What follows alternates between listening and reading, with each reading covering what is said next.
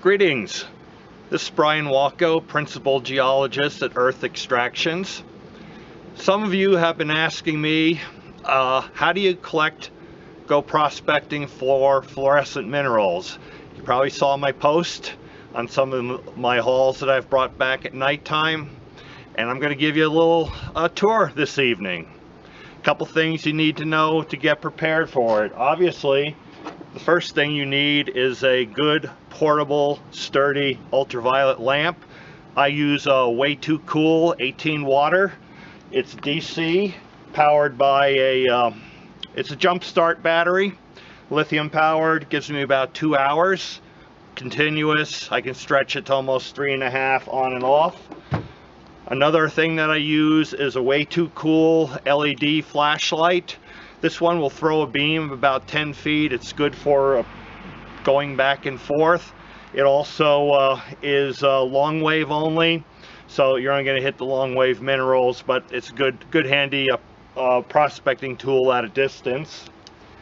A couple other things you need to do is always go with a partner or have 3 people. Going by yourself, it's extremely dangerous, as you'll see when we head up there. So bring a friend along and somebody who's competent in the backcountry, and also somebody who knows how to use one of these, because right now we're in early April. The bears are starting to come out. It's pitch dark up there. Even though we do run tactical LED flashlights that can light up, you have a chance of running into a bear.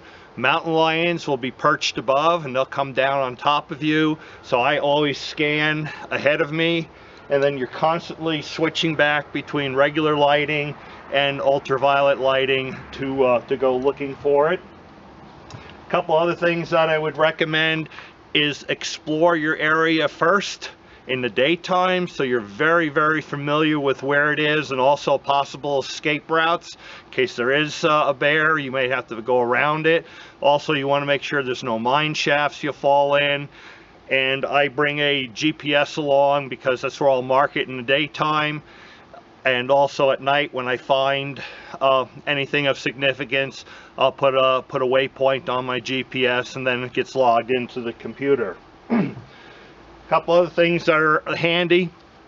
The district that I'm heading in is the Central Mining District in Boulder County, Colorado. Elevation about 8,500 feet. It's kind of a fluoride, uranium, gold area. So with the uranium and the uranium ores, I bring along a little portable Geiger counter. Just lets me know when I'm in a hot spot. I keep it in there, and I think we'll definitely find something. It's just a matter of will it fluoresce or will it just stay there, because I'm not taking back anything hot that doesn't glow. And of course, my trusty rock hammer. And I just added to my repertoire this year is whatever these are, some type of latex-free gloves, because you're handling radioactive material. There's no place to wash your hands up there, and you don't want this stuff to get inside of you. That's the main danger. Otherwise, it's relatively safe. You may get the dose of 1 X-ray going up. So we're going to head on up, take a look at things, and see what we come up with this evening. Thank you. Greetings from the Central Mining District here in beautiful Boulder County, Colorado. We're up here about 8,500 feet. As you can see, it's getting dark, and the mission is to go hunt for uranium ores. Yeah, slightly elevated than normal, but no indication up here. We just got done walking a stretch, nothing but bioluminescence. Let's see, we are up here in the snow, and it is getting dark.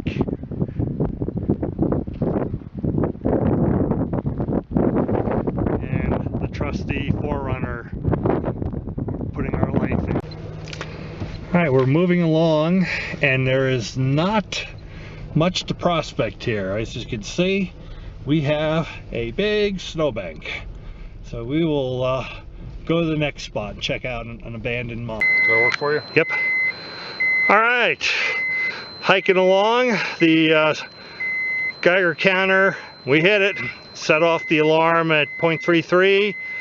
We now have a pile of what looks like fluorite intermixed probably with some pitch blend. Got 8.1 millisieverts. So yeah, it's hot. Unfortunately, this stuff does not fluoresce, so it's no good for anything other than, hey, we found some uranium. We did find some fluorite, long wave fluorescence.